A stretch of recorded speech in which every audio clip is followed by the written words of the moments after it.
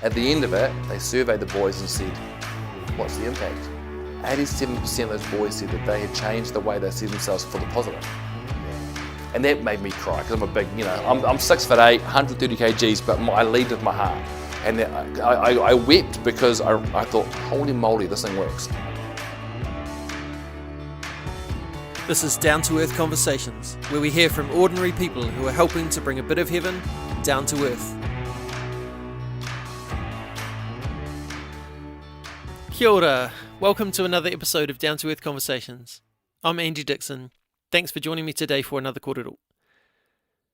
Things got a bit tense here in Christchurch this week with news that COVID Delta is now in the community, but we're all just doing our best to be safe and to care for others while we navigate what many of you have been dealing with for months now. Fortunately, I'd already sat down to record today's episode before all of that, so you can all be blessed as I was from my conversation with today's guest, Geldard. Jay's a big man with an even bigger heart. He spent years of his life dedicated to seeing young people thrive. And now he's picked a fight with tall poppy syndrome, trying to change the way New Zealanders see themselves and others in an effort to reduce suicide rates and to see people be all they can be. We talk about supporting young people, assisting schools, tall poppy syndrome, taking pride in yourself, putting yourself down, compliments, insults, changing culture and bringing a bit of colour to the world. It's raw, it's full of emotion, it's sure to inspire. This is episode 39 of Down to Earth Conversations. Here's Jay Geldard.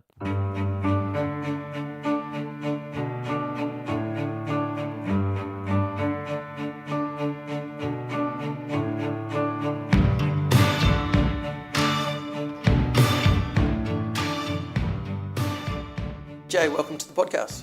Yeah, tēnā koe, Andy. Good to see you. Good to be here. Why don't you start first by just giving us a little bit of a description of who is Jay Geldard? What do you do? Where are you from? Yeah, I'm born and bred from Christchurch, Ōtautahi. Grew up in Hornby and loved my childhood growing up and, having neighbours at our house and playing cricket on the streets and loved my childhood. And got amazing parents and got two older brothers, so I'm the youngest. I went to a high school in Christchurch and then I fell in love with this thing called youth work. So that's a bit of my story. Yeah. And what was it that first interested you in youth work? I was an intern at my local church. Yeah. And they said there's this thing called 24/7 youth work. And I wasn't interested in it, and they said they'll pay me 10 hours a week. And so I was like, oh, okay. And so, funnily enough, I did it, because I needed an income. Yeah. But when I got into Hornby High, I just fell in love with it. I just loved being alongside those young people, seeing those young people thrive. Yeah. And speaking into their lives. And so it just took over my whole life, and I still... if you get me going, I shed tears for our rangatahi because they're going through some really, it's dark hour for us as a nation, and I think that we need more people to stand alongside our rangatahi. Yeah. And so so now it's not about the money. You don't have to pay me. I'm going to be there. Yeah, right. Just so. And how long was it? How long ago was it that you started? So I started when I was 23. Yeah. And so I'm now 40. So did Hornby High for 10 years and just, lived and breathed it. Yeah. Then I had an opportunity. I worked alongside Dwayne Major, the founder of 24/7 Youth Work. I worked alongside him for 3 years with no pay. I said to him, I'm going to give my life to this movement. Don't pay me. He had no money to pay me anyway. Yeah. Luckily, my wife was a teacher. And so I was able to give my life to Dwayne and help to build the infrastructure, the systems, the websites and trainings and manuals with some other colleagues and really build the foundation of 24/7 Youth Work to be what it is today. So now across the nation, it's the largest youth work school-based provider in New Zealand, and with 185 youth workers in 87 schools, covering, I think, supporting 83,000 young people. So it's cool to see where it's gone, but it definitely has humble beginnings. Yeah. For all of us, and as I said, we don't do it for the money. We do it because our hearts break for the state of our nation and what our rangatahi are going through. It's amazing what you can actually survive on, financially, when you go, actually, this is what I'm passionate about, and it's not about the money. Yeah. You can find ways to make it work a lot of the time, can't you? Yeah. The advantage that we had is that we were both, my wife and I, Nikki, we were both students getting student allowance. Yeah. And so then she went teaching. It was like, we'd hit, hit gold. Yeah. And so for me to do no more hours, it was just, we felt like we were fine anyway. Yeah.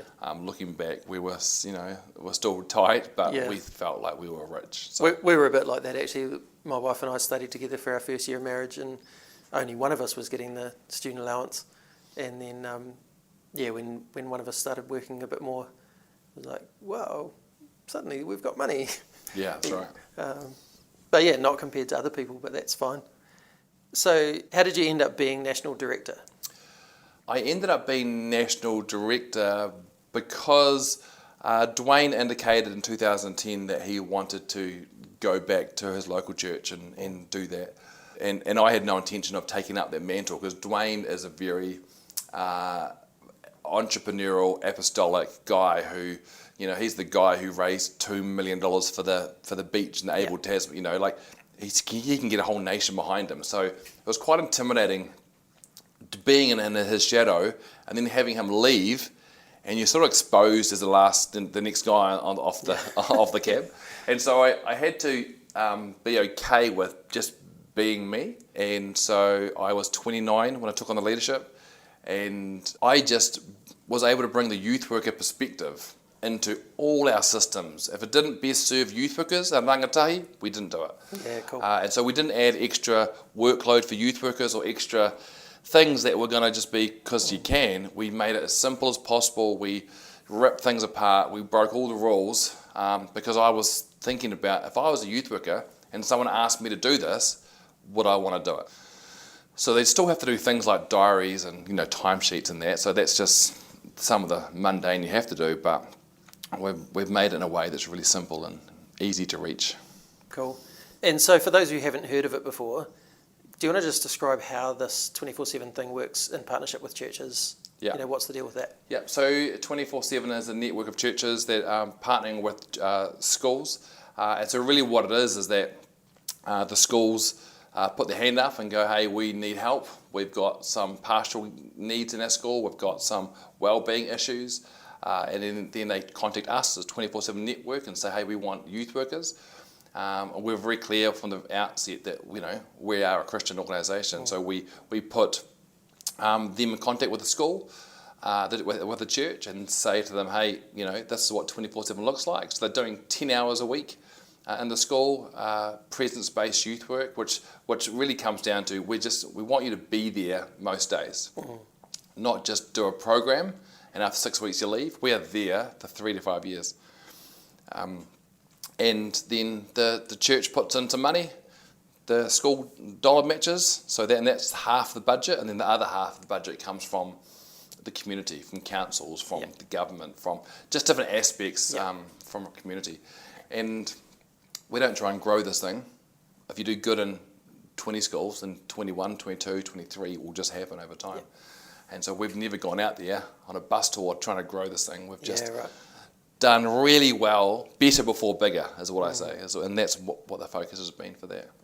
The fact that it has grown, though, I know some principals that are very wary when it comes to anything to do with the church because they've been burnt before by churches saying, hey, we'll come in and help. And then it's turned into an evangelistic crusade. Yeah. That actually all it was about getting people to become Christians. You're obviously not doing that. How is it that you've seen schools kind of let those guards down if they've had them? So we've been very transparent from the beginning that our vision is to see young people thrive. And so when churches are joining the network, it's very clear that our vision is to see young people thrive. And so we're just saying when we go into the school, they're inviting us in there because they need help to see young people thrive. So we've got to go in there with that agenda and just being there. And the Bible talks about, giving a cup to those who thirst, being salt and light, just feeding the hungry. Like, that's what we have to do. And if that's what the need is, then we, as the church community, in the community, can just go in and support our people, our community, because they are us, as you've heard over the last couple of years. And so it doesn't matter who they are. We need the village to stop working in silos and actually come together and actually work and recognise. And so we say to the school, yes, you're secular as a school, and yes, the church is spiritual, but actually we will keep our spiritual stuff over here, and when we come into your space, we will act secular. And so we have some outcomes which we agree on, which determine the framework in which we do this. And that's given churches schools some really clear boundaries on what is going to be coming out of this. Schools also love that now the network is so big that if they have a problem with the church, they come to us and say, hey, like you would if you had a problem with a mechanic, you go to, you go to your master builders or your, the accreditation, and you just make sure that you can say, hey, I've got a problem with this, can you look into this? And that doesn't happen very often, but they like their safety net, that there's someone out there that is overseeing the work and the quality that's happening. I love that idea that it's about going and serving them, like agendas aside, that it's not about what can I get out of this, but what can I put into this. Yeah. And naturally, I know kids have ended up at youth groups and stuff because of the relationships that have been created there, but that hasn't been the heart going into it, is how do we get all these kids, and so, I think that's just been amazing. What are some of the positive things that you've seen coming out of schools related to the 24/7 work? What we've seen come out of it is that's the strengthening of the relationship within the community.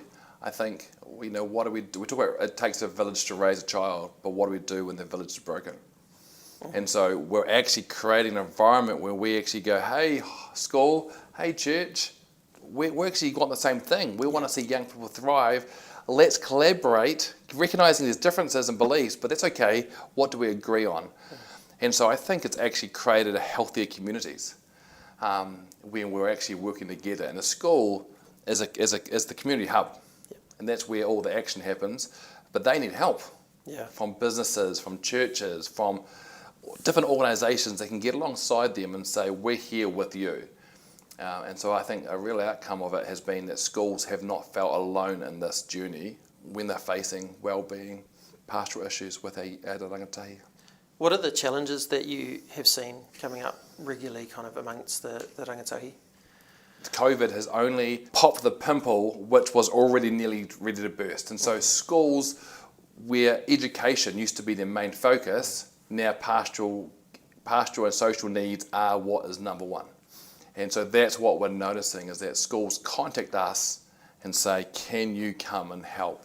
The other limiting factor that schools have is that they do not have the resources or finances to actually do what needs to be done. I sit on a school board, and it's tough. We make some tough decisions, and so we, as 24/7, the cost of it to the school is only 25% of the full cost. So it's like a 75% discount.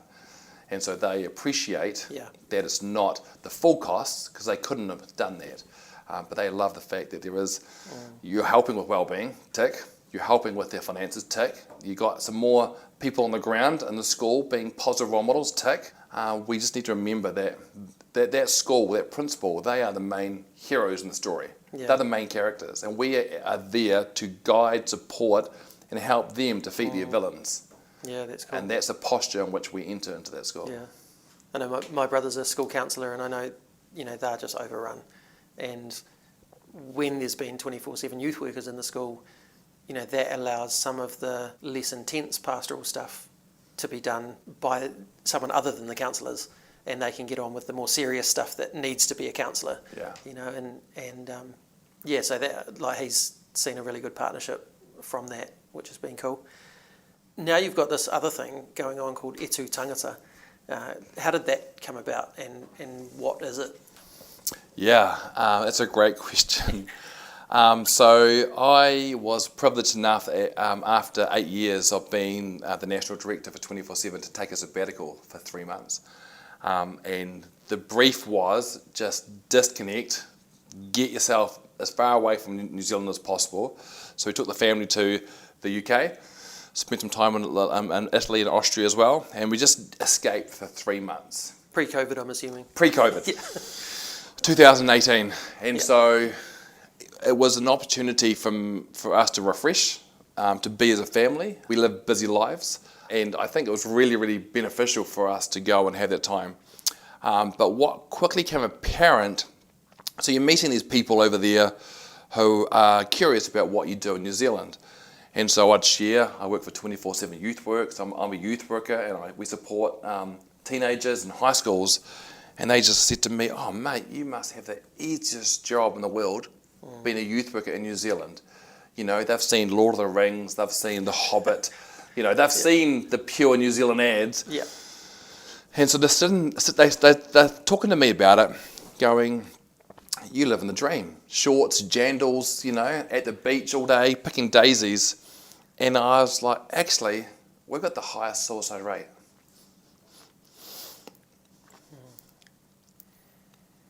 We've got the highest suicide rate in the world with our teenagers.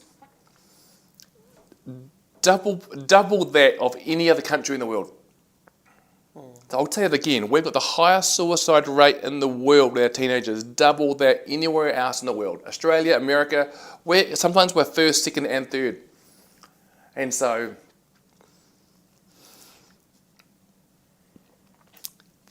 these people would talk to me around, well, what's going on in New Zealand? Because you live on the other side of the world, 3 hours flight from anyone. There's no Trump, no Brexit, no refugees coming across your border. Why are you killing yourselves? And I didn't have an answer. And so I had 3 months to reflect on what the heck is going on. And so it was a real blessing to get out of the pond of New Zealand and look back and have a different perspective. And so as I reflected on it, I use this image of a tree. So, you know, this tree, you know, if one branch has depression and another branch has anxiety and self-harm, and we are all doing awesome mahi on the tree branches. You know, you got Mike King and John Kerwin and It's Not Okay campaign. We are really doing it. But it doesn't seem like it's working. The stats aren't getting better. And I had 3 months dwelling on this, going, this isn't getting better. And then as I reflected on it, I realised that actually that tree has roots. And the root system needs to change. And for me, it was this belief system called tall poppy syndrome. So tall poppy syndrome, just to sum it up for those who don't know what that means, so tall poppy syndrome is your success, Andy, is a threat to mine. I wish you well, but not too well. And if I was to ask anyone listening to this to rate themselves out of 10, 10 being I'm amazing, 0 being I'm average, in New Zealand, you would say I'm a 6 or 7 out of 10. Yeah, you don't want to be too high, do you? You cannot actually say that you're 8, 9 or 10. Yeah. You can say it, but we'll scoff. I sat in a meeting when a principal said, "Oh, I'm a 9," and the DP laughed at him. And I said, that's what we're trying to address. That we're not trying to create a whole lot of 10 out of 10s. We're trying to create a culture where you can have pride in yourself, not proud and arrogant, but know who you are. Ko wai koe, who are you? And so that's what I started to realise we needed to address. So I flew back to New Zealand, did some reading around it. Yep. And there's a lot of stuff around this, but what I discovered is that actually this cutting down of each other comes from a perception. That word perception is quite a loaded term, but we have a perception that if someone seems to be getting ahead, doing well, and hasn't worked for it, we think it's unfair. And so within the reading I did, it was actually your friends and family, those closest to you, they are the ones who are keeping you thinking that you're a 6 and 7 out of 10. So your spouse, your brothers, your sisters, your parent, like your BFF, all those around you, it's their job in New Zealand society to make you believe that you're just above average. And the crazy thing is, you do the same to them. And so I had to sit with that and go, yeah, if I have a friend who gets a promotion, I make sure I tell them, don't get a big head. Don't forget about us. Try and remind them that we're all Stay grounded. we're all together. We're all equal, and it's the egalitarian mindset of everyone's equal, which came out of the UK when New Zealand was when the missionaries came into New Zealand, and the research shows actually it's come from this mindset. We didn't want the Downton Abbey, mindset of upper class, lower class. We had the working class, and so we're set on this blue collar. Everyone's equal. We all get on and do the mahi. But you need your CEOs, you need your prime ministers, you need your doctors and different trades, and so But going back to my point around what I discovered with the reading is that success in New Zealand is that when in front of your friends and family, you can put yourself down before I do. So when I meet you, Andy, you know to downplay your successes before I get a chance to do it for you. Wow. And that's what success is. And so I met another principal who said, I don't tell anyone that I'm a principal. I tell them I'm a teacher. And so when people hear that, they're like, oh yeah, good on you. Because we're thinking, oh yeah, he's not better than us. He's one of us. And so, I read That's this. outrageous when you sit down and talk about it like this, isn't it? You start thinking about that system and go, what the heck are we doing? Yeah. I met a professor of a university in New Zealand, and I said to him, I can guarantee you don't tell anyone you're a professor. He's like, yeah. I just say I work at the university. I don't tell them my title, even though he's worked for it. Yep. And I'm a doctor or a professor. You just downplay it. And so I did this reading, and I thought I'm going to ask teenagers. I'm going to ask them if this is true. So I surveyed 250 young people and said to them, would you rather me call you a dick or give you a compliment? And 7 out of 10 said, Jay, I'd rather you call me a dick. Wow. And that was the moment when I realized something's wrong here. And I queried further and said, why do you want to be called a dick? And I said, Jay, when you give me a compliment, it is so foreign in New Zealand that we don't know how to give it or receive it. And that was an aha moment for me when I realized that, Andy, if I give you a compliment, you would deflect it, downplay it. You won't even say, and to keep it less awkward, you just say, hey, thank you, and it's less awkward. But we say, no, it was the team, and you just deflect it. Yeah. And so I don't want to give compliments anymore. I'd rather call you an egg, or some other slang, and that's what we do. We have this banter amongst us. So I realised that actually this root system, the tree, had to change. The reading that I did around this also said the All Blacks were the exception to the rule, that they had somehow thrived under this belief system as a nation. And so Steve Hansen, the current All Black coach, had been a supporter of 24/7 youth work, and I'd sat next to him on a plane, and he'd sort of been, we had catch up with coffees, and so I rang him and said, Steve, I've got this crazy idea of tackling this thing called tall poppy syndrome.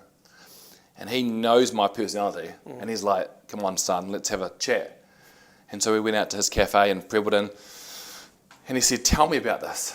And I said, Steve, I think there's a movement starting called Tū Tāngata. So Tū is 2 words, and then tū, which is to stand. So you may recognise that from school when someone says Tū, all the tamariki stand up. And Tāngata is people. So Tāngata has a macron on the top. So if no macron, Tāngata is a person, and with a macron, Tāngata is people. So Tū Tāngata is to stand together. And I said, Steve, it's based around 3 pillars. The first one being you have value. In New Zealand, we talk about mana.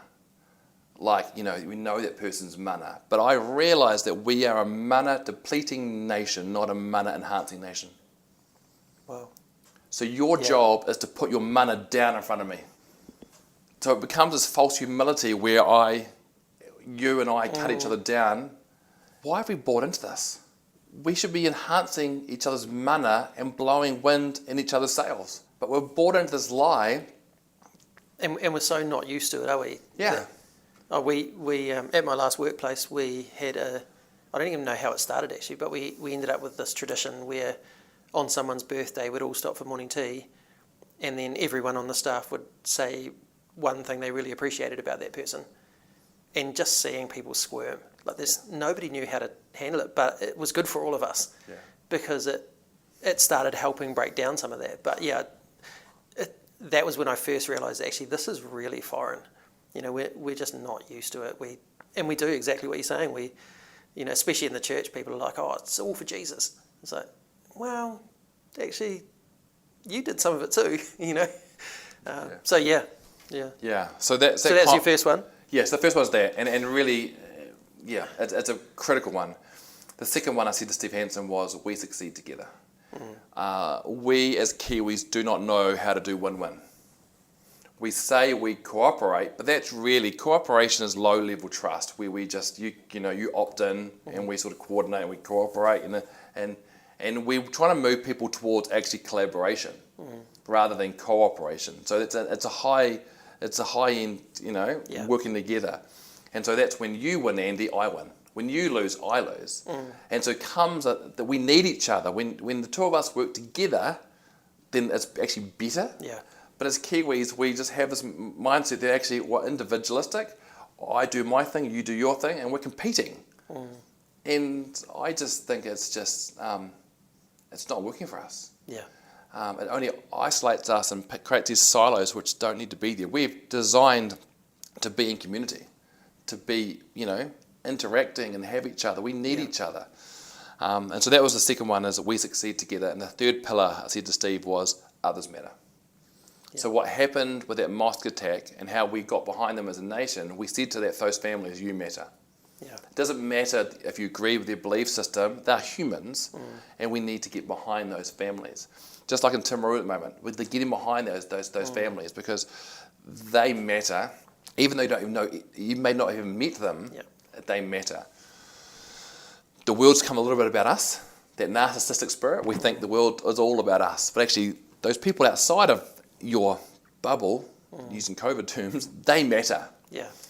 And so I sat with Steve and said, that's the three things. And I said, I really want the secret herbs and spices for the All Blacks. I need to know why your culture is so good.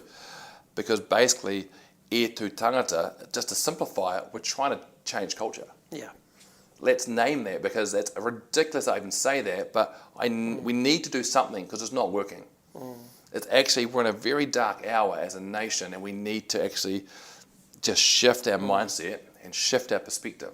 It's like we've got that tree you were talking about with all those branches, but we haven't looked at, well, is this even the right tree? You know, we just accepted, well, that's what the tree looks like. That's right. Yeah. So Steve looked at me and he just said, I'm in. And at this stage, I was still figuring out what that meant, because I was still I was processing on him. I had no paperwork. I had nothing. It was this is my heart. This is what I'm seeing. This is what I've read, Steve. What do you think? Yeah. And he said, son, I would give my life to you. He said, because this affects me, my family, the wider whānau. He said, you're onto something here, son, and there's a word in season. And so I'm like, okay. So he just said, keep going. And so I'm like, okay. So then I thought, I've got to give it the cultural integrity it deserves. And so I wanted to run it past iwi around New Zealand.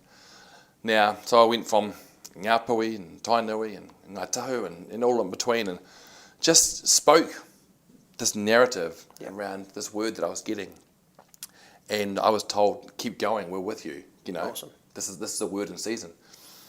And then the bit that got me was,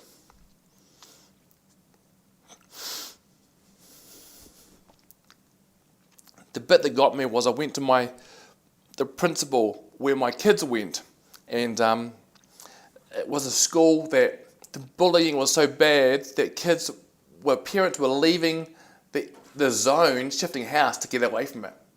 Wow. That people would send their children into Christchurch to get away from it. And I sat there as a board member, a newly appointed board member, and people were moaning to me over summer about what was going on for their child. And the next conversation, my son's getting bullied, what are you going to do about it? And I was like, this is a crisis going here. We'd just appointed a new principal, and he'd come in, Simon Moriarty, and so I sat down with him towards the end of the year, he was still in his first year, and it was like a possum in the lights. You could see him going from a school of probably 200 to a school of 850.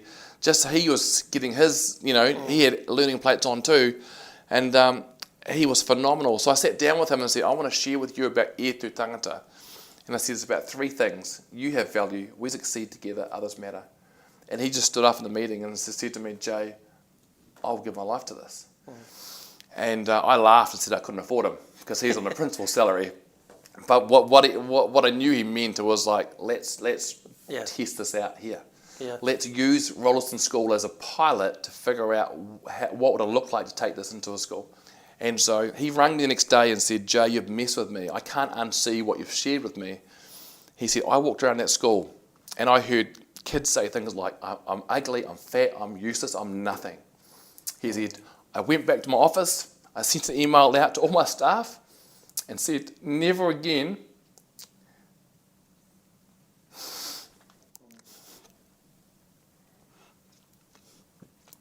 using this framework, Tū Tāngata, never again are we going to allow this to be spoken in our school. And so they created a culture. All it was language. Yeah. They created language in the school that says, Tū Tāngata, you are amazing. Posters started going up. You have value. The teachers even fed back to me and said, Jay, you've changed the culture in our staff room. When a teacher says, I can't do this, they say, Tū Tāngata, you can do this. And so you're calling out greatness rather than saying kia kaha, which means toughen up or be kind. The words we have in our society are not words we can hold on to for long. Yeah.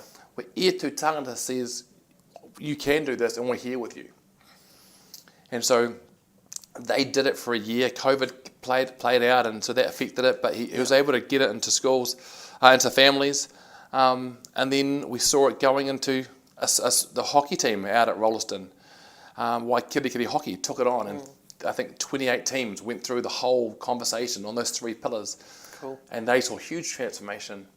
Rolleston School now, just going back to that, is now the school of choice. And wow. So people move into our zone and go, this is a school that has got a great culture. Wow. And Simon, and as said, as Tū Tāngata came at the right time and allowed, with the strategy he had with the board and the teachers, to really change the feel in the school within 18 months.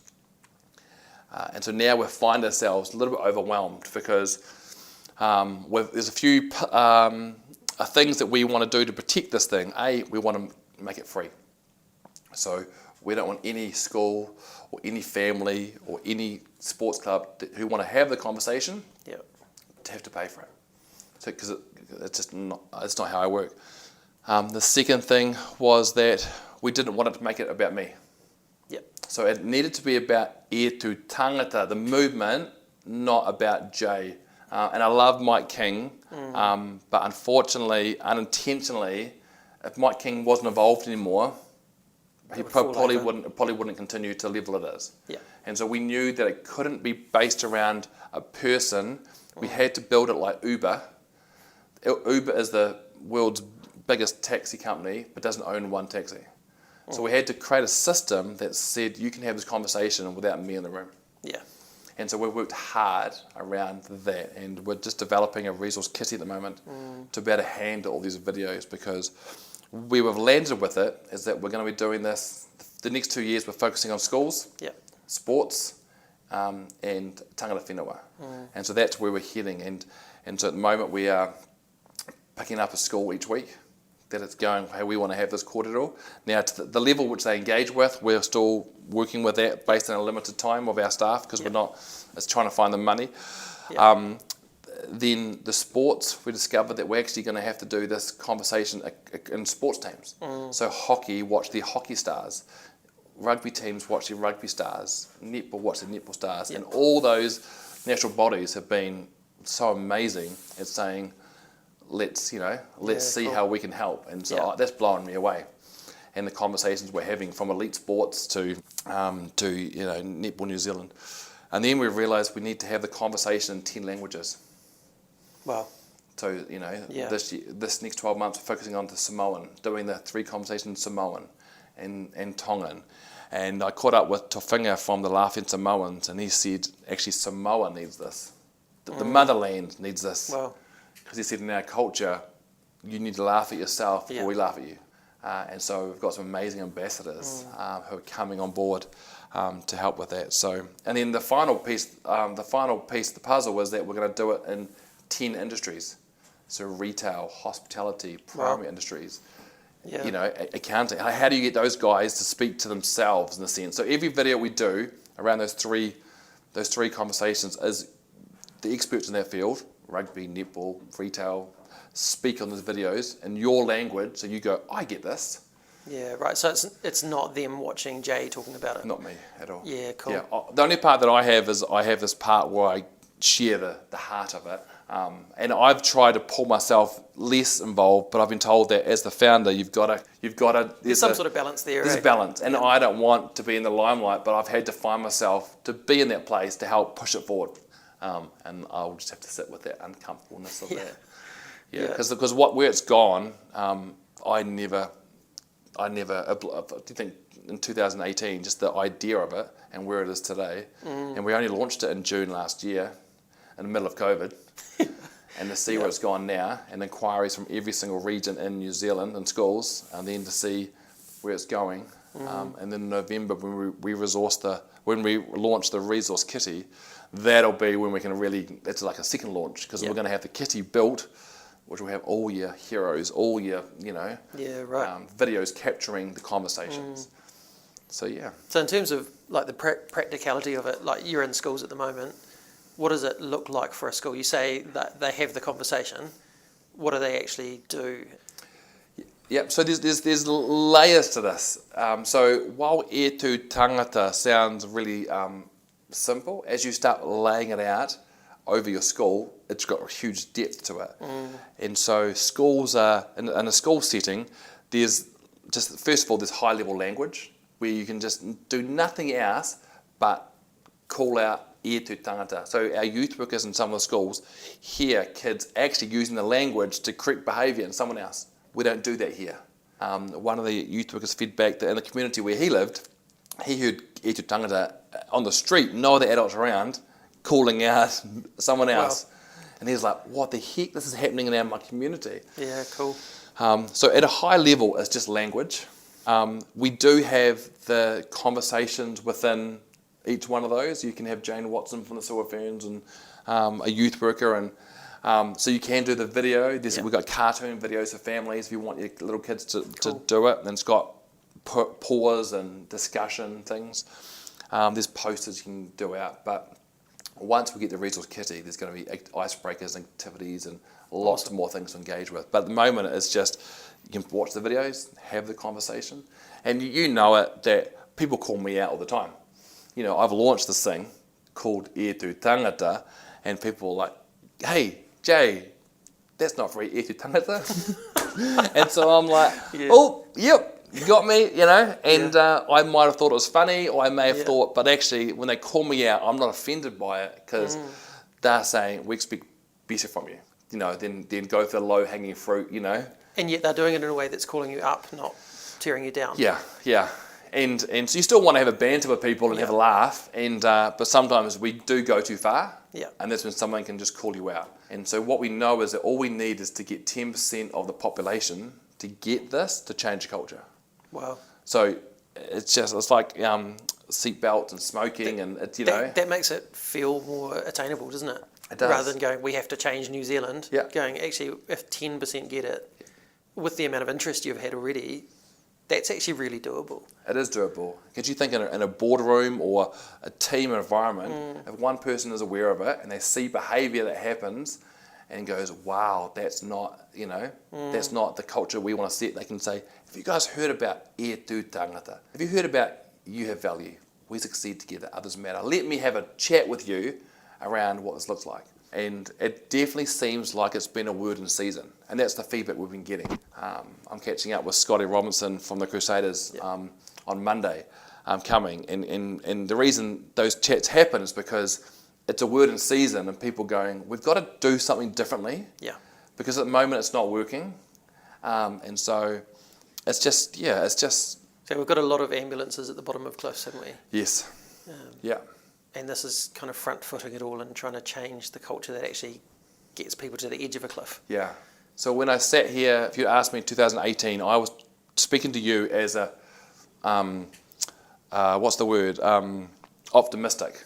But now I'm no longer an optimist, I'm a possibilist. I've actually seen it work, and I actually go, holy moly, like I'm just as surprised as anyone else. When people tell me, a boys' school in New Zealand, they did it a whole term with year 9 and 10s on You Have Value. So for 10 minutes every morning, this boys' high school did You Have Value for 10 minutes. At the end of it, they surveyed the boys and said, what's the impact? 87% of those boys said that they had changed the way they see themselves for the positive. Wow. And that made me cry, because I'm a big, I'm 6'8", 130 kgs, but I lead with my heart. And I wept because I thought, holy moly, this thing works. Yeah. And there's no cost to the school, they just lay it out. And they came to me and said, we're going to roll this out across the whole school now. And they don't only just, touch on the first pillar. So, yeah. So I'm a possibilist, Andy. I'm looking forward to seeing where this goes. You want to do it for free. How do you see that happening? Are you looking for supporters? Are you looking for sponsorship? Is it grants? Like, how does that work? We're just looking for people who have generous spirits, who actually want to pay it forward. So on the resource kitty, we want to have a place where that someone has, you're getting it for free, but someone's paid it forward for you to see it. And you'll see that go, oh, thank you. But also, do you want to pay it forward to another family, to another school, to do that? I haven't quite figured out the money part, but I'm honestly not worried about it. I've got a fundraising dinner in February next year where I'm trying to raise $500,000. Cool. But we just need to, you can't not act on it, and if it works, I think the money will come. And we're running it at the moment on one FTE, one full-time equivalent. And so you look at what's happening and people are like, wow, Jay gives one day of his week to this. It's pretty incredible. So you've then got other part-time stuff? Yeah, so we've got someone who does education, someone who's our strategist, comms, helps the resource kitty, she's phenomenal. And then we've got also someone else who does sports and is engaging with, New Zealand hockey, New Zealand rugby and so on. And they're all a day a week, 2 days a week. And then I'm a day a week, and then we just make it work. Yeah, and you're still connected with 24/7? You're still doing that? Yeah, so I'm still leading 24/7, and now leading Tū Tāngata. So weirdly, looking after two very different movements. 24/7 as a faith-based Christian organisation working in schools. Tū Tāngata is for the whole nation. It's very different, but they're actually like a hand in a glove, because our youth workers go in and do youth work, and then the school, from a governance to the management to the staff, are laying Tū Tāngata in their culture, and it just complements. And so, yeah, it is beautiful that they are so different but same. Yeah, and if we're about seeing young people thrive, then we're seeing young people thrive in schools that we don't have youth workers in. And I'm like, ka pai te mahi. That's what we want. Awesome. And it's just, as I said, it's going nuts. Another thing that you've been a part of leading over the last couple of years is a thing called Colour Your Day. Do you want to tell us about, firstly, where did that come from, and how does that fit in with all this other stuff that you're doing? Yeah, Colour Your Day came from the mosque attacks that happened in 2018. And I was mowing my lawns the next day, and I felt this real heaviness in my heart around, I felt like I didn't know how to help those families, didn't know what to do. People would ring me and say, what can we do? And so I remember mowing my lawns and just reflecting, and I love when you're in the shower mowing your lawns, your brain goes into this null stage, but a lot of dreaming happens. And I just remember, as I was thinking about it, seeing colour just everywhere. And saying, we just need to, in this dark hour, add some colour to New Zealand. Because we all felt it. Yeah. It impacted all of us. And I thought, why don't we run an event 7 days later, on the Friday, where we get the whole nation to wear colour. And what that did for you was brighten up your day. So and think about the Tū Tāngata framework. You have value. You wear colour. Yeah. You go, oh, I feel good. You see others wearing colour. we succeed together. And we felt we're all in this together, from Northland to Southland, anywhere across New Zealand. And then the money raised was to go towards those families. Others Matter. Cool. And it raised $2 million. Wow. In 7 days. And so that was like, oh my goodness, this is amazing. And I was happy to let Colour Your Day just lay, and that was it, a one-off event. But as schools said to me, we want to contribute something towards Tū Tāngata. I was like, well, if we have a Colour Your Day, which happens in March, and you just encourage your kids to wear colour, brighten their day, brighten each other's day, and the money goes towards Tū Tāngata, that'll be amazing. And that money would pay it forward to other schools to be set up. And schools were just like, great, and they're not paying for money out of their ops budget. It's coming from the parents who are putting $1 in. And so they're like, great. And so, it's been really encouraging seeing that. And we're going to do it again next year in March. And people can go to Colour Your Day website. And it's not just for schools, it's for workplaces and the sports teams. And it helps what we do, but also it brightens up the place. Totally. And encourages each other. Yeah. It's interesting actually, even just thinking of that idea of colour and brightness and stuff. I've been really open on the podcast and stuff about having mental health struggles and depression, anxiety and things like that. And I did notice a while back that I was wearing black and white. That was my whole wardrobe was basically black, white and grey. And now I wear pink and purple and yellow, and I purposely went out and bought bright things. And it's made a difference. It's funny how little that change was, but how it has still made a difference. And so when I saw your Colour Your Day thing, I was like, man, this is gold. And it, like you say, it resonates with the heart of everything else you're doing, really. And it's cool to see over all of the different areas we've talked about today, the 24/7, the Tū Tāngata, and the Colour Your Day, that in terms of the heart of the podcast, we're about ordinary people doing ordinary things to make a difference in the world. And you're the sort of person who's just gone, actually, this is what I've got, where I am, what can I do with that? And then that's built up a network for you. So when you've got the next idea, you're like, hey, what about this? And in some ways, it's actually extraordinary because of, like, you see that growth in Tū Tāngata, that's phenomenal. But in other ways, that's actually really ordinary as well. It's you having an idea, having some conversations, seeing where they go. And so that's really encouraging for all of us, that actually, especially if we follow the Tū Tāngata things and realise that we have value and realise that we've got something to offer together, and that actually we can maybe have some ideas about, what can we do in the world, and step out and do that as well. So and if anyone's thinking about that, because I often get approached by people going, can I just share with you my idea? I've got this, and I love those conversations. But I always tell people, I want you to write it down and put it like a business plan. Write it down, because until you do, your pitch is great, but when you write it down, you get to look at it yourself, look at the holes, you put it into a PowerPoint and you show someone, then you allow me to speak into it, just as I allowed Steve to speak into it. That's cool. And when I showed Simon Moriarty, I was building more of the business plan for them to go, I don't like that. Well, how would that work? I would say only 1% of people that I know who come to me with an idea, when I've said, I'll even help you write it out, then they've not wanted to. And so it's just going to be an idea in your head. We need to get it on paper, we need to get it written down, and we need to get people feeding into that. And so I had a room where the words Tū Tāngata on a piece of paper. I had, the likes of my board chair, and I had a psychologist, I had Richard Black in the room. I had, some big hitters going, what does that look like? And we came up with, you have value. We succeed together, others matter. So it wasn't even it didn't come from me as I knew the three things. It was, I brought it was collaborative from the start. It was collaborative. And that's what I want to encourage people, is that if you've got an idea or you're birthing something, write it down and then look at it and go, does this make sense? And I'm going to share this with someone else.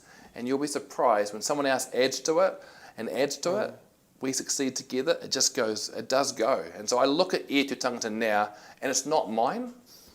There's hundreds of people who have spoken into it and made it what it is, from Steve Hansen to, researchers at University of Canterbury. Like, people have just made it what it is today, that is now a gift to the nation. That's really encouraging too, that, again, thinking of doing good in the world, you don't have to be the one that does it all. You can have the idea and then put it out there in a deliberate kind of way, like you're talking about, that actually write it down, get some momentum going with it, but actually it's not on you to then create this whole thing. It's just about connecting with people and seeing where it goes. And so I love that. That's really cool. So thank you heaps for your time today. Really appreciate it. Thank you for how inspiring your journey is for us all, and thank you for what you're doing to bring a bit of heaven down to earth. Yeah, ka whai. Hello, hello heaven. Will I hear you whisper to come near? I'd heard a lot about Jay, but never actually met him before this conversation. But this is a man who totally gets the heart of this podcast. To use who he is and what he has to bring a bit of heaven down to earth, making a difference, supporting those who struggle, loving others where they're at, seeing a future with less pain and loss, and with more hope and joy.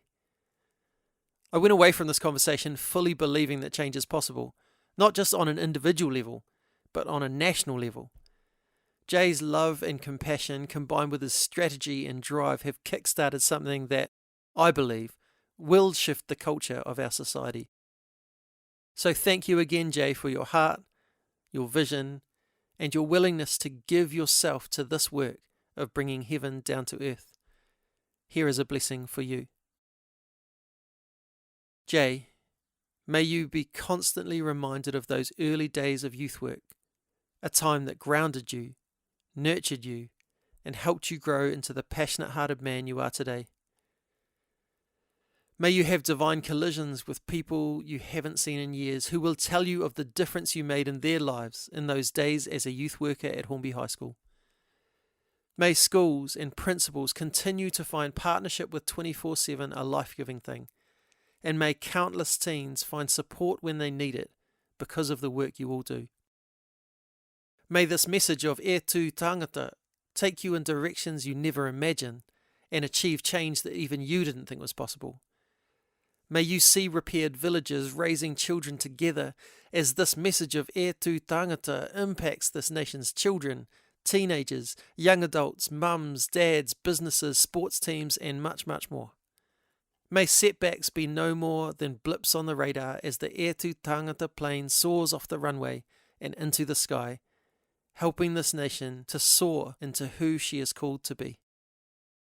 May you receive story after story after story from people whose lives have been changed for the better through this movement that you have birthed, where hope has been restored, where life has been restored, where belief in self has been restored. And in those moments, may you yourself grow in hope and life for what is yet to come. May you and your wife and kids be blessed with faith, hope, and love, and may your children grow to be their own versions of the change makers that you have demonstrated they can be simply by being who you are. And lastly, may your life continue to be full of colour, finding brightness in your life at work, at home, and everywhere in between, and may you continue to be the colour that brightens the day for all whom you encounter. Thanks to Strawn for the music and Rangi for the karakia, and thanks to you all for listening. It'd be awesome if you could share this podcast with your friends, family and social networks and allow even more people to be inspired by my awesome guests. Join me next time when I talk to media personality Petra Bagust. We talk about her career in the spotlight, her passion for giving back and using the platform she has for good, her role as a media chaplain, supporting those who are on the same path she has trodden, and what goodness is yet to come. All that and more on episode 40. Until then, me inoi tātou. E tō mātou matua I te rangi, kia tapu tō ingoa, kia tau mai tō rangatiratanga, kia mea te tau e pai ai ki runga ki te whenua, kia rite anō ki tō te rangi. Homai kia mātou ai nei, he taro mā mātou mō tēnei rā. Mura o mātou hara, me mātou hoki e muru nei I o te hunga, e hara ana kia mātou. Aua hoki mātou e kawea kia whakawaia. Engari whakaorangi a mātou i te kino. Amen.